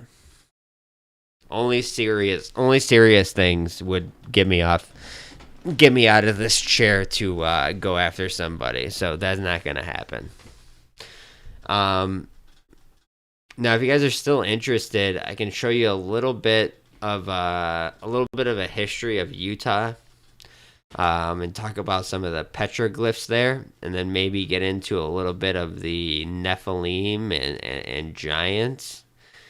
And this weird thing I came across with 6 fingers and 6 toes. I mean, some crazy shit. Utah is famous for giants. But you have all these famous petroglyphs in Moab, Utah, where they don't show human-like figures. They show demonic-type figures with horns. And they'll show normal human beings next to these people. And then they'll show normal people's feet. And then they'll show a giant foot with 6 toes. 6 toes, 6 fingers, as the giants had in those days. Again, you'll see the spiral and the sun. You'll see the man with the horn. You'll see the normal-sized people. And then you'll see the giant next to them. Great cave art here. This is just normal animals, but right in the middle you see the man with the horns. That's the devil imagery right there. That's a man. That's the devil. So they show animals and them being hunted. This is all normal, and then right in the middle of it, they show a giant man with horns. So is this something they're seeing, or just they're taking artistic liberties back in the day? They're just, we just decided to put that up. Great cave wall right here. You see men with horns. You see giants. You see all the feet with the 6 toes. This all alludes to giants with the 6 fingers and 6 toes. But I never knew about this 6-toe thing, that it was like common and celebrities had it. And I don't know if I'm being fooled by this, but someone put this, I don't know if I'm being fooled by this, that people are born with 6 toes and they remove one of them, but some celebrities still have them. You guys tell me if I'm being fooled.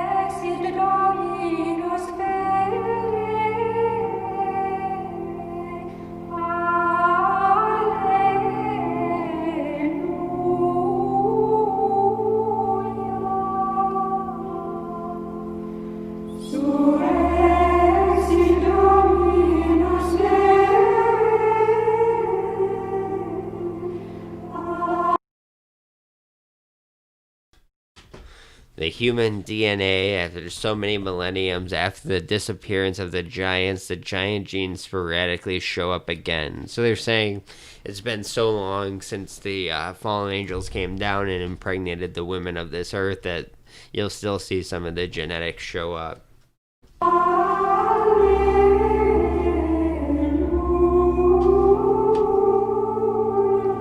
mean, I've seen 3 titties in Total Recall, but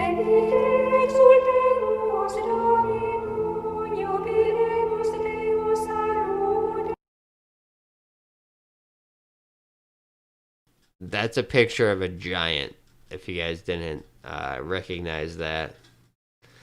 That's somebody holding a literal lion in their hand, so that's a giant.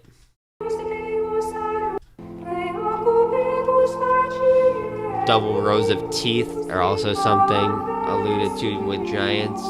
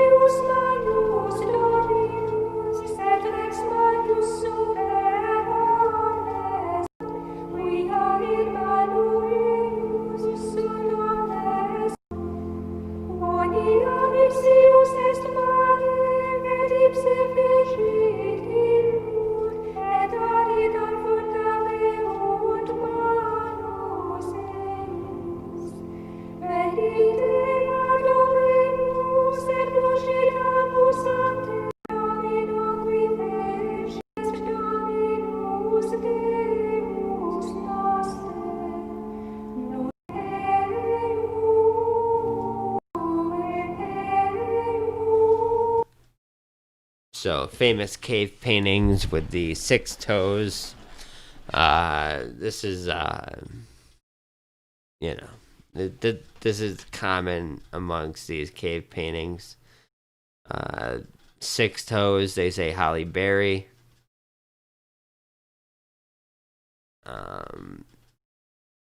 Pompeo, same thing.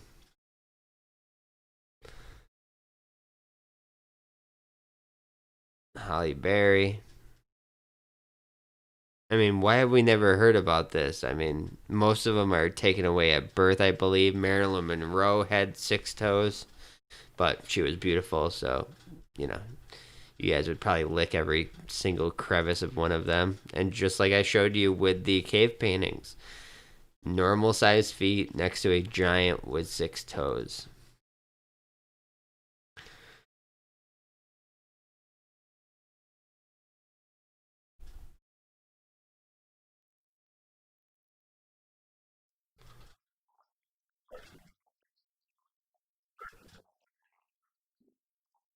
And we'll get into the story of a giant being killed in Afghanistan.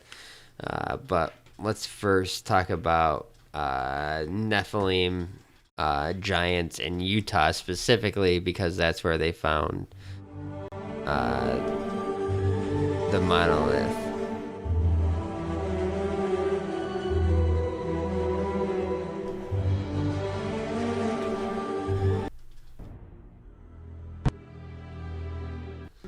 It is believed this means that they genetically engineered new kinds of creatures by mixing the genes of different kinds to create the mythological creatures of old. The corruption the angels had wrought upon the earth was so great that God decided to destroy both man and beast. So God commanded Noah, a man who was righteous and whose genes had not been affected by the work of the angels, to build an ark with which he would save the animals and mankind. But this was only half the story. The angels came and did their dirty deeds again, and created a second race of giants that filled the earth. This image depicts a Babylonian king, so large that he holds a lion in his arms like a man might hold a house cat.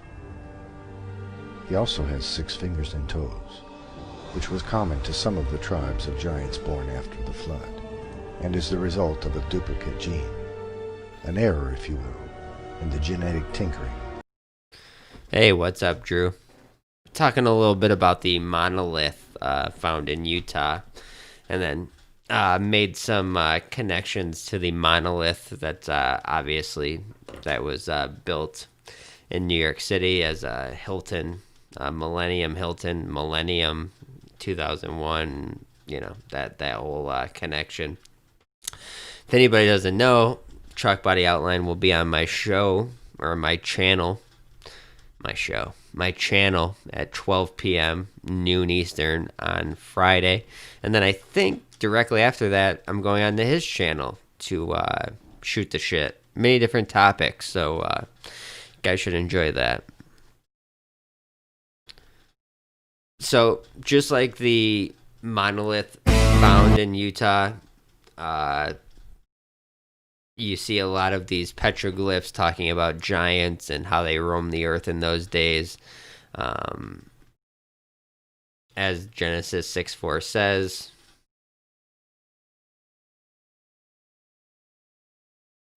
there were giants in the earth in those days, and also after that, when the sons of God came into the daughters of men, and they bare children to them. The same became the mighty men, which were the old men of renown.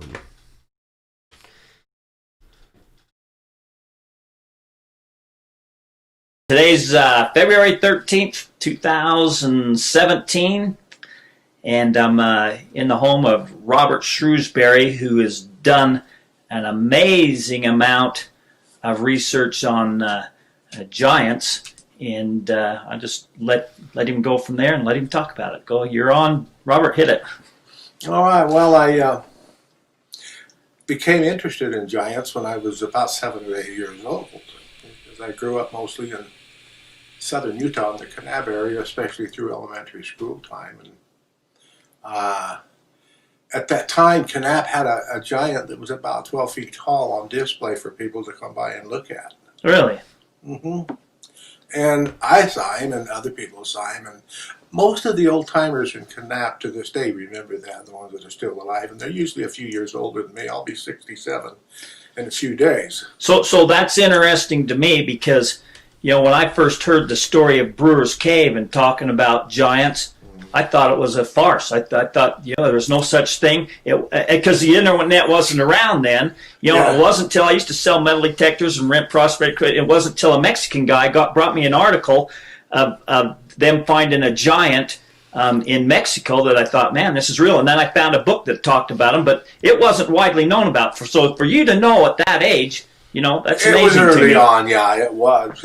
Well, Kanab at the time, there was a lot of us, and we were not the only ones. My older brothers spent a lot of times in the field and the hills hunting and digging and getting arrowheads and beads, and they even dug some burials. And they would sell them to the tourists, and a lot of Kanab did that.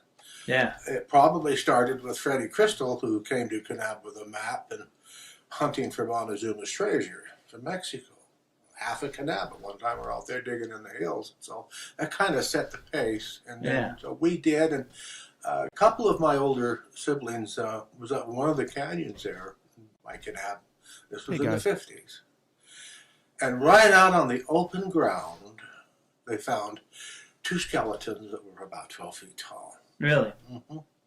And they looked at him really close, and even though they were teenagers, they weren't adults yet, they understood a little bit about bones and how your skull bones will fuse when you're an adult. And what did they do with these? They did what everybody did back in the 1960s, 50s, 60s, 70s, all the way dating back to, 19th century, early 1800s. Anytime they found bones, they go, where can we bring them? Where can we give them to? Where can we trust? And where did they always go? Let's say it in unison in the chat. Where do they always go and bring the giant skeleton bones, and then you never see them again? It's a famous museum known as the Smithsonian. And they're never to be seen again. And they're in a big basement in the Smithsonian, and they will never disclose this to the people. Like, they will never disclose anything to the people. Yeah, the audio was high on that, and I lowered it for you guys. It was just a loud clip, but I tried to readjust for you guys. Sorry if I blew out somebody's ears in that. Yep, Lucky Heck, Smithsonian, Brett, Smithsonian. Yeah, they just trust the Smithsonian after every single time they wouldn't allow people in. Or allow people to receive the knowledge of what they found. And there's old newspaper articles you can find of, mummies being found, no possible explanation, red-haired giants, people 12 feet tall, bones found, archaeological digs. Some people say, oh, well, these are photoshopped. You don't know. Giants lived amongst humans at one point in time. We didn't evolve from monkeys, guys. I'm sorry. We were created as special human beings, and giants were part of the planet one time. Maybe they were hunted off. Maybe they died off. We don't know the exact history of where they went to, but they lived. They were part of our. They're part of our history, and we're just gonna have to accept that. There's too much evidence to show that was the case.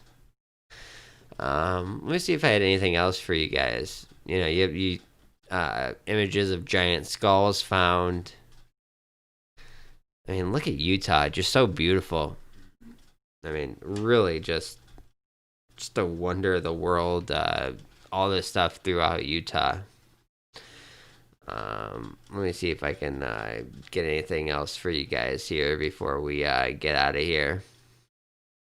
I was going to do the largest... there's a 60-foot tall magnetic rock in Minnesota that they found by a hiking trail. It's pretty odd.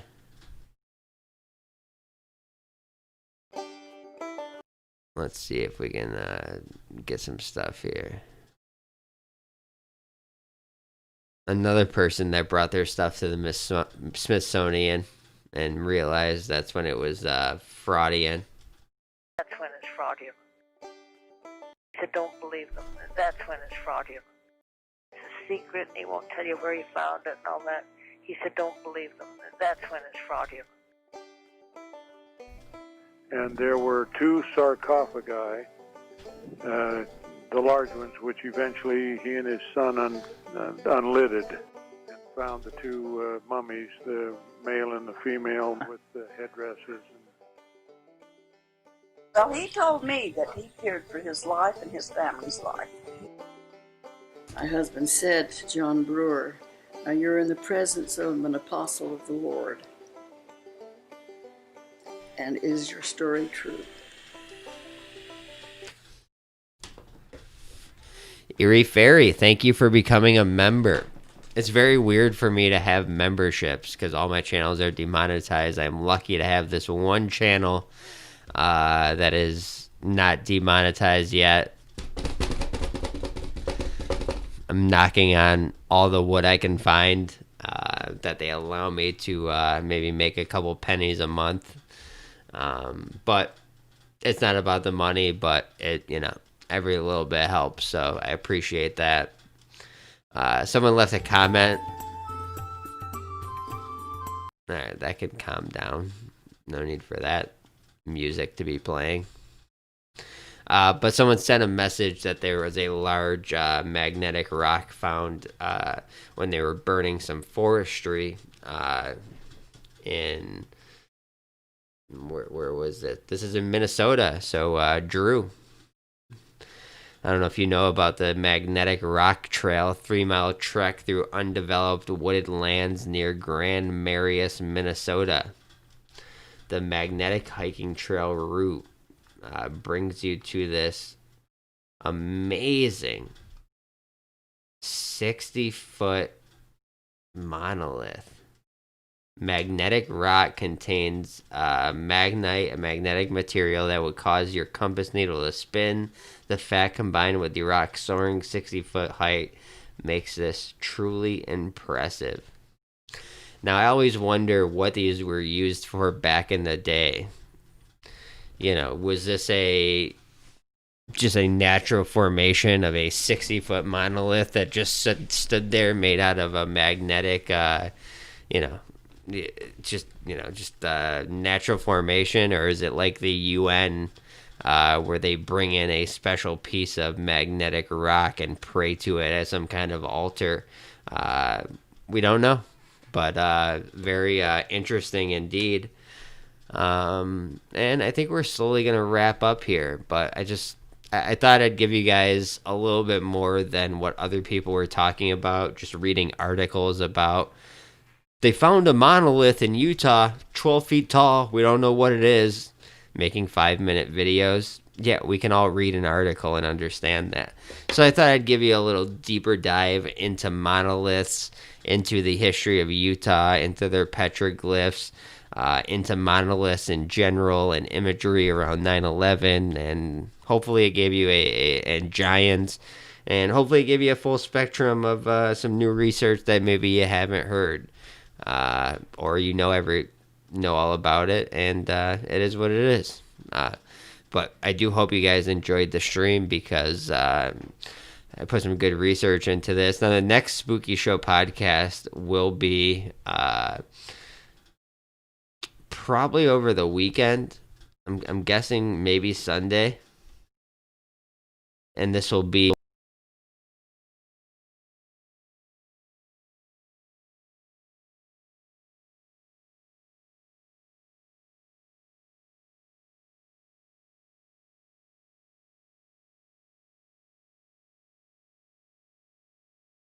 drop, so I'm vetting that information. So that should be a very fun stream on the Dr. Crocko Spooky Podcast. Tomorrow, me and Fringe Files are streaming together about breaking down the Netflix documentary, The Social Dilemma, and we're going to go through Parler, Twitter, Facebook, YouTube, all the social media, what's behind the scenes, what data they actually want. You think it's data of where you're going, what movies you're watching, who you talk to, what you said. The data they want is your feelings and emotions, because that's going to best help them build an artificial intelligence, biological entity that to replace human beings. So they want your feelings, not just your data of what's your favorite sandwich. Now this is why we call them giants. We're not talking about 30-footers. On the left is Harold Wadlow, 5 feet 11 inches, and his son Robert at 8 feet 11 inches. Robert had a disorder called gigantism and passed away in 1940. On the right is a 9-foot mummy from California discovered in 1895. The Brewer Cave mummies are approximately the same size. Evidence of giant people 7 to 10 feet tall does exist in the archaeological record. Literally thousands of skeletal remains of a fair-skinned race of giants has been documented clear across America.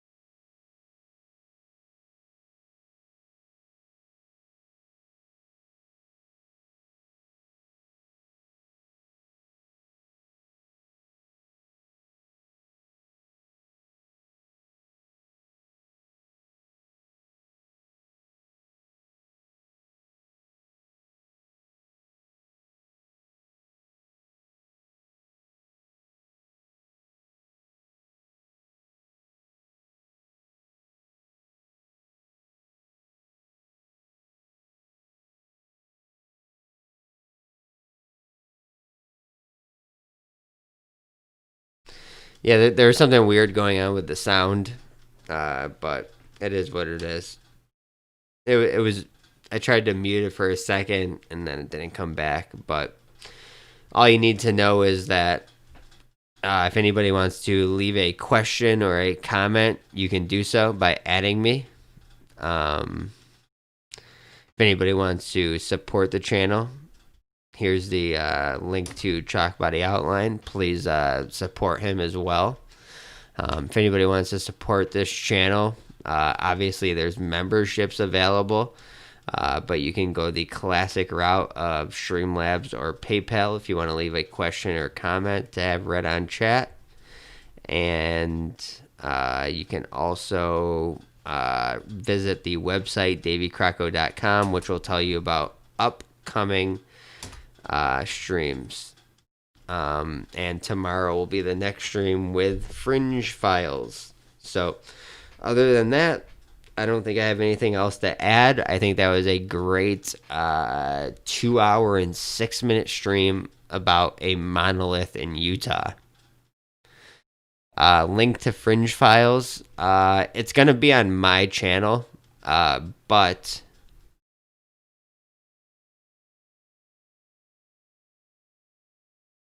just to be a nice guy, there's the link to Fringe Files. All right, guys. I appreciate everybody coming out. I appreciate all the members. It feels weird saying that.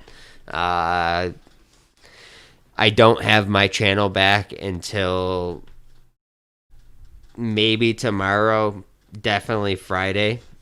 Davy Crocko 3 is down for 2 weeks, and Davy Crocko 2 is down for a week. It might be back tomorrow. So the Fringe File stream all kind of is dictated by if I have Davy Crocko 2 back. If not, we may do it on this channel, or we may do it on a channel called Crocko Clips. Now, if you guys could all do me a favor, this is the easiest one of them all. It's got 952 subscribers. It's just an extra channel that I had that I built up. If you guys can subscribe to this channel and get us to 1,000, we'll be able to stream from there. And if I don't have Davy Crocko 2 available for tomorrow, I will have it for Friday for Chalkbody Outline. But tomorrow's up in the air if I get it back, because I had my strike on the 19th. 7 days equals the 26th, but they're kind of weird. Sometimes they don't give it back to you until the 8th day. So I don't want to get into the specifics, but please subscribe to Crocko Clips. Get us to 1,000, and it's another channel that we have in case we're backed up. And then last case scenario, we'll do it on Crocko Clips and dlive. We will be streaming. Thank you very much. I hope you guys enjoyed this stream. Please share it out. Please like the stream. And if you'd like to support on or off the air, please consider doing so, as everything helps during these times. And as always, God bless you guys, and I will see you in